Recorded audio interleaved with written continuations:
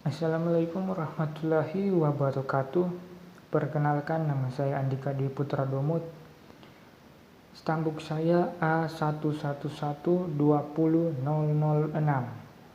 Saya dari Fakultas Keguruan dan Ilmu Pendidikan, Program Studi Pendidikan Bahasa dan Sastra Indonesia.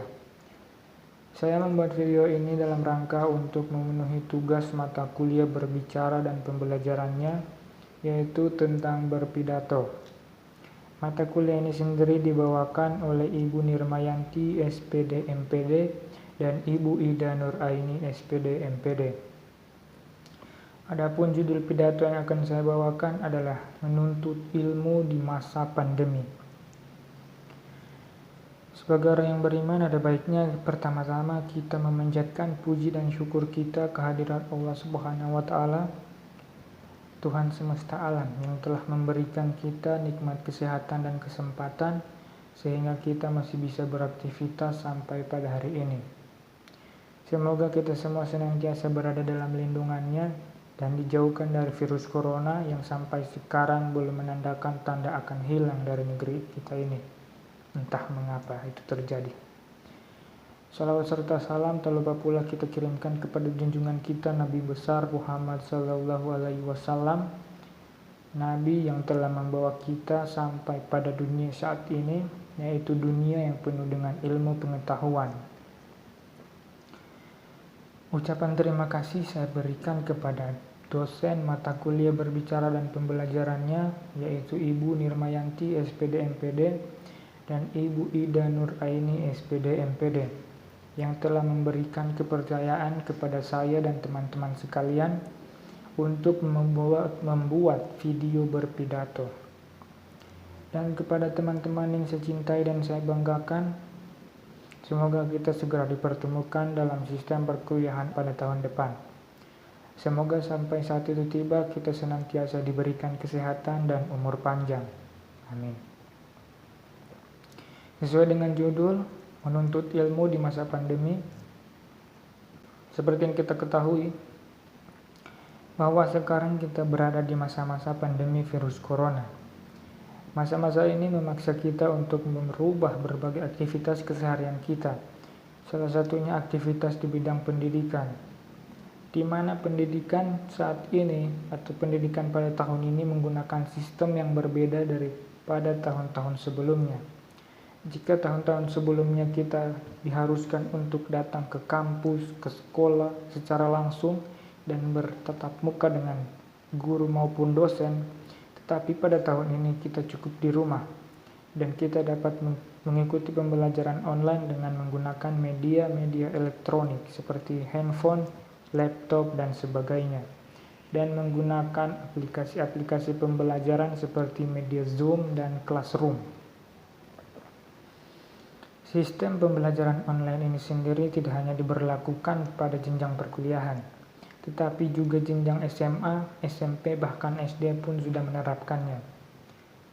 Sistem pendidikan online ini bisa dikatakan sebagai suatu sistem yang baru bagi kita semua. Oleh karena itu masih terdapat beberapa kendala yang mendasar yang kita alami. Yang pertama adalah tentang koneksi jaringan, di mana untuk bisa mengikuti pembelajaran online secara baik dan maksimal dibutuhkan koneksi jaringan yang stabil. Tetapi di berbagai daerah di Indonesia ini belum semuanya memiliki koneksi jaringan yang stabil dan baik. Dan selama saya mengikuti perkuliahan online ini, saya melihat bahwa ada sebagian teman-teman yang harus keluar dari rumah dan menuju ke tempat-tempat tertentu untuk sekedar mendapatkan jaringan yang bagus dan bisa mengikuti pembelajaran online. Koneksi jaringan ini menjadi sesuatu hal yang sangat vital bagi kita semua, karena tidak jarang saat kita tengah berada di tengah-tengah materi yang diberikan oleh dosen, kita mengalami yang namanya jaringan error, sehingga kita tidak secara maksimal dapat menerima materi yang diberikan oleh dosen.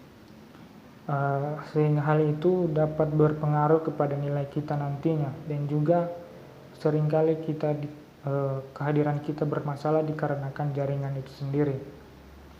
Kemudian yang kedua adalah masalah kuota.